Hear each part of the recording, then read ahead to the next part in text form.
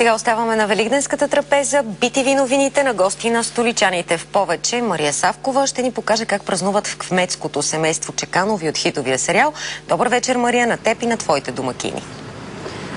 Здравейте! На празнична трапеза съм на едно от най-любимите български семейства, семейство Чеканови. До мен са моите съименички баба Марийка и младата Мария от другата ми страна, брата Радко, Галабина и кмето Чеканов. С тях ще си поговорим за българските традиции, за това какви са били и какви са днес.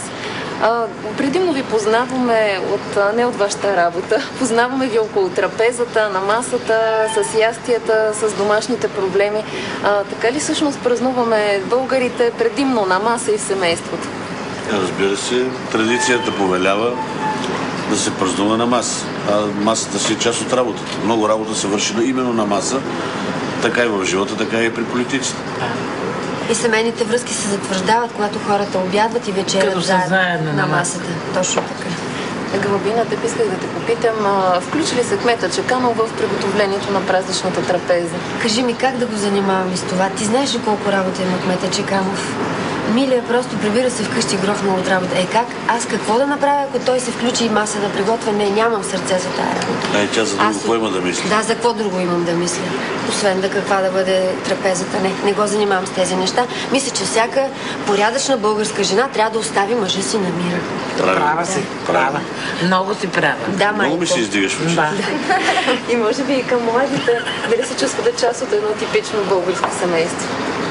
И аз лично, след многото шамари, които изядах от тате, абсолютно съм така в духа на това семейство. Аз също съм щастлива да бъда част от това патриархално семейство, като един от най-младите членове. И може би към баба Марийка последно много дълго време мълча. Наистина ли мълчанието е злато, както казва на стара българска поговорка? Ами разбира се, защото просто е да говориш умни работи и на място.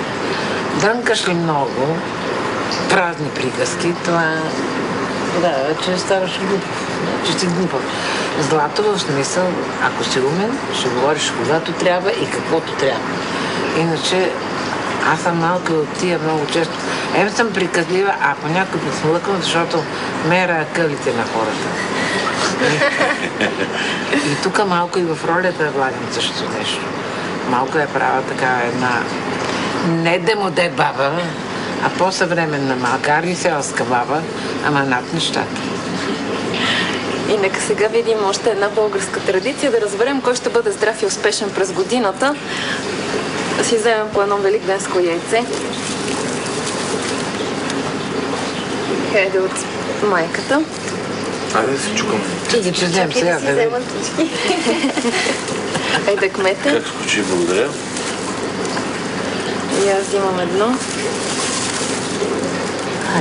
Ще внимавам да не ти го щупя. Чукайте се да хора.